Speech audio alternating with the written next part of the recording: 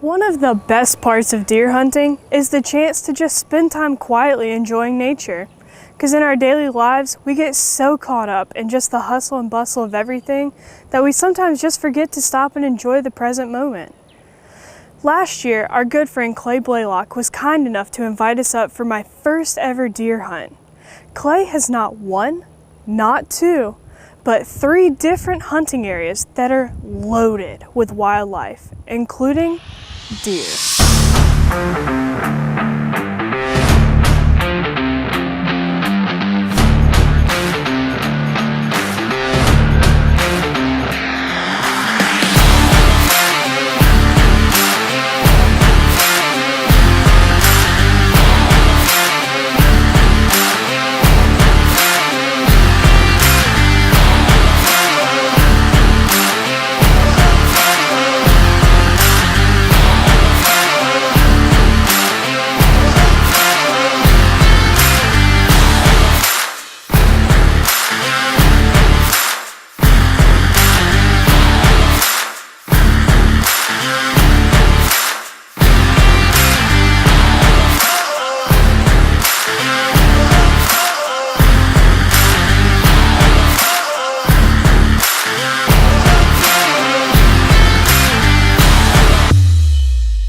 This year he invited us back to hunt at Blue Lake Farms, which he takes great pride in managing responsibly.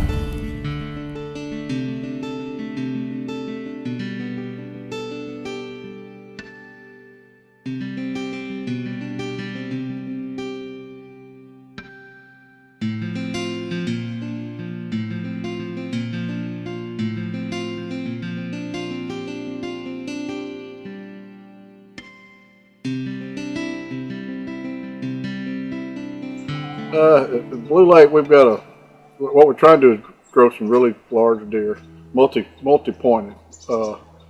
But we count for 2 as our management bucks are 8 points. If 8 point gets to be 3 years old and we don't think it's really mature into a really good deer, we assume them management bucks. Any of our multi-horn deer that 10, 12 points, 10 plus, those we let them try to grow to 6, 7 years old. And, it's hard to look at them and watch them and not pull the trigger, but sometimes you just have to do that to get them to their potential.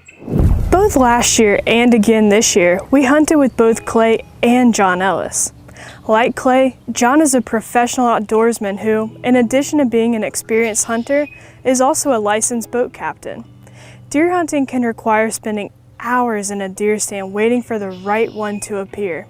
And John's patience, good nature, and honestly, a lot of his jokes just make it so much more fun. We're just outside of Greenwood and Itabena and at Blue Lake Farms again. We're trying to cull out, I think we have 4 cull deer this year, and I think 2 are left, and there's a wide 8 and another messed up side deer that we're hunting. The unicorn is what we call him. It's been slow and due to a full moon and warm temperatures, but we do have a cool front pushing through later tonight, and hopefully that's all going to change.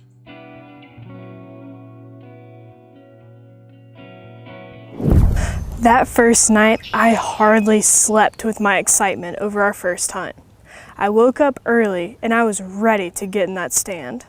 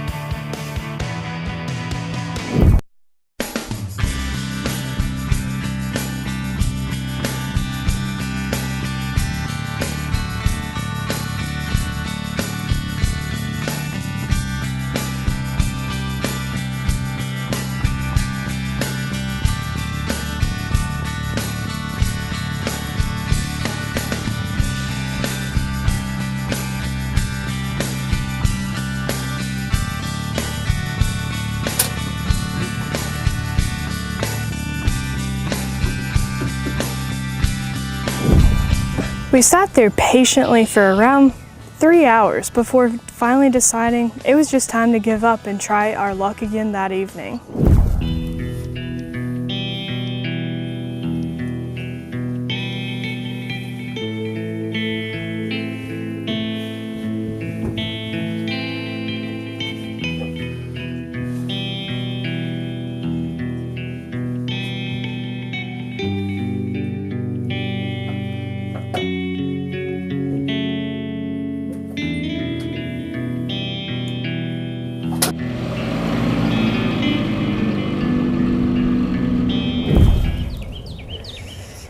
If you happened to see our duck hunting episode last year, you heard about the project which the Nature Conservancy was working on to restore the Matthew Break wetlands. Well, since that time, they've added this to a long list of successful projects. After getting the funding, a team led by Scott Lemons embarked on an effort to build a weir which would enable this area to be flooded once again after the former management, a colony of beavers.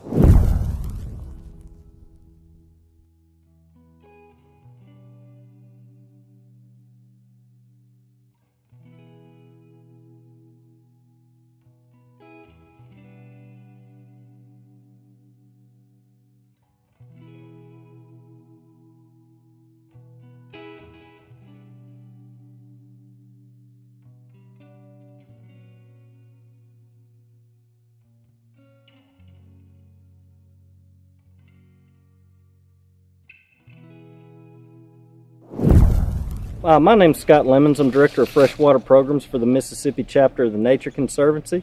I'm standing here at the site of the Matthews Break water control structure. This was a 3,500 acre wetland restoration project that the Nature Conservancy and partners implemented on Matthews Break National Wildlife Refuge in the fall of 2016.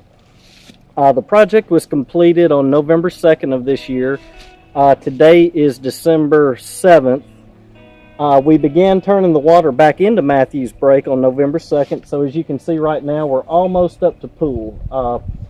This water control structure is at 116 feet mean sea level. That's the top of the structure.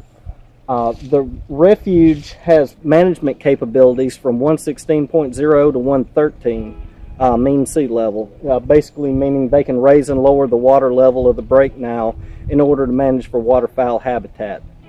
But the downstream side of the structure is flooding around 400 acres, the upstream side about 3,100 acres. So it's going to take a little bit longer to refill the front side of the structure.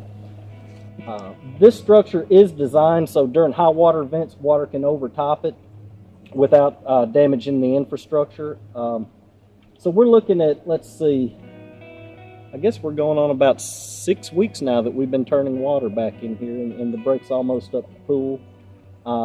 We're in the first portion of duck season this year. There's been a number of people hunting the break. They've had success.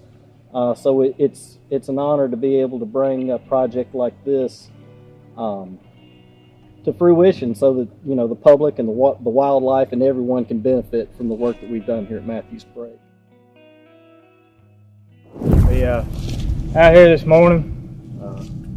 It's the middle of December, or right at the 1st of December. Trying to do a little duck hunting, second open split. Did pretty decent. We got a few mallards. Got a big cold front coming. Water's real low as of now. It's come up a lot since last week. It has. It's come up a lot. The rain that we had. Had a good push of new birds this morning. Did. Actually had some ducks that wanted to come in and work. Makes it a whole lot easier when you got new birds. Yeah. Glad to see them, no doubt. Was it, about a year ago, it wasn't like this, was it? No, sir. No, sir. What was it like back then? It was low, very low. But I think it's the best thing I ever done for this place, really. Now that we got the option, or the state has the option to put some water in here, take water out as needed, because you can see all the grass.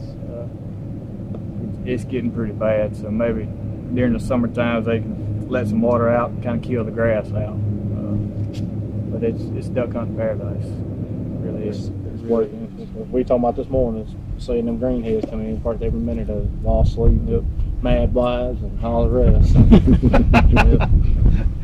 But you got your kitchen pass. Oh yeah, sure. Oh yeah. Maybe I should have just gone duck hunting.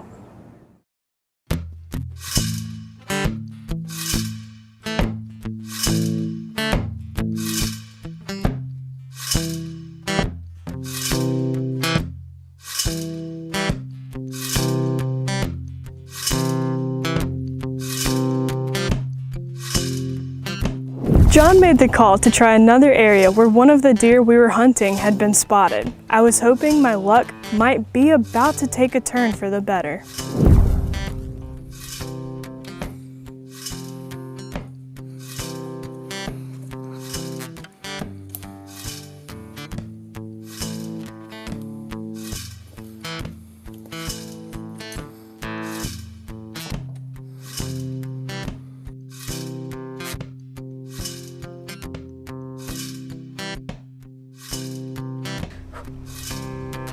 Despite the long hours without seeing my deer, my passion for hunting has been ignited. That moment of excitement when a deer finally does appear, it makes it all worthwhile. Rather than feeling frustrated, most of the time I just felt lucky to have the chance to be in the outdoors again. There's nothing quite like watching nature transition with the sunrise, the morning mist burning off and the sounds of the forest awakening. I was filled with gratitude while gazing out at God's wonders and for good friends like Mr. Clay for sharing his bounty.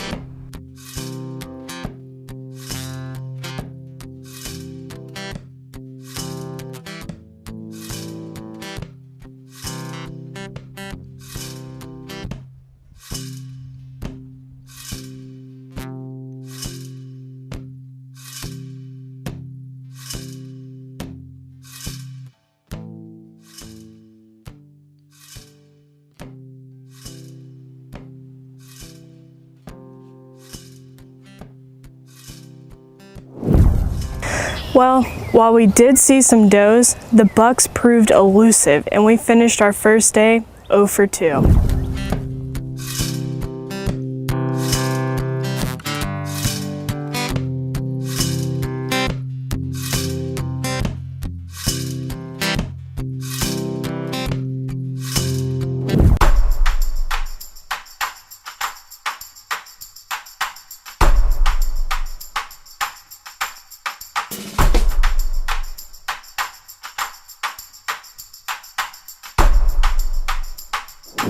I guess the warmer weather, combined with an ample supply of acorns in the woods from the crop he planted this year, kept the deer away.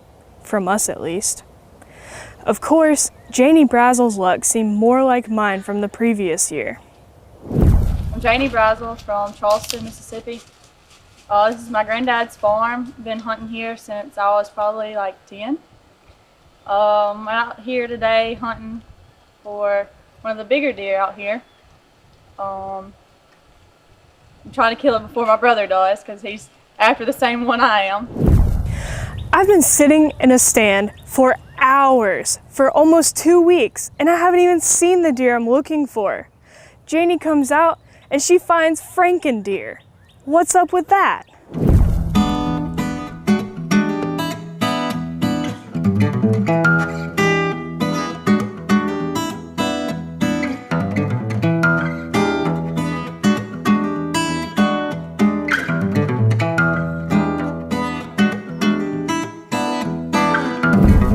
Alright, well, we've been sitting out there all day, and we got out there this morning about, what do you say, 6? 6. We didn't see very much. We saw 2 does, I think. We got down because we got hungry, came back to the camp, got back out there about 12:40. On the way out there, we were walking down the lane and we saw him. So he stopped and we got up against the tree line and we're not sure where he went. So he snuck around to the stand. We got in the stand. We waited all like from probably 12:45, 12, almost 1 to 4:30. 4:30. And then a bunch of does came out, about 6 or 7, I think. And we were sitting there watching them. We let the window down We saw all the does like look up and look behind them and take off. So Mike handed me the gun and he said, "That's your deer," and I shot him and dropped him in the field. As you just learned, Janie has been hunting here for years, starting when she was only 10. So she had certainly put in her time, and as it turned out, maybe her experience gave her the edge she needed.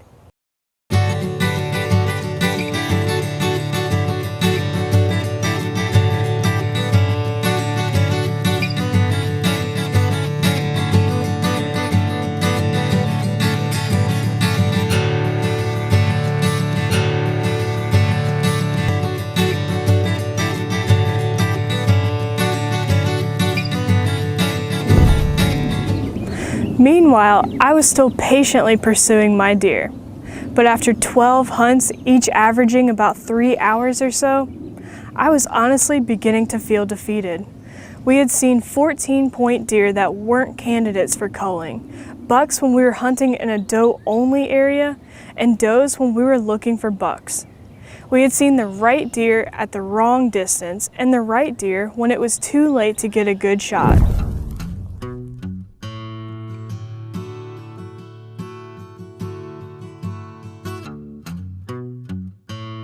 Hours in the stand with nothing to show for it. The truth is, Clay kind of spoiled us last time when it seemed like we had non-stop action.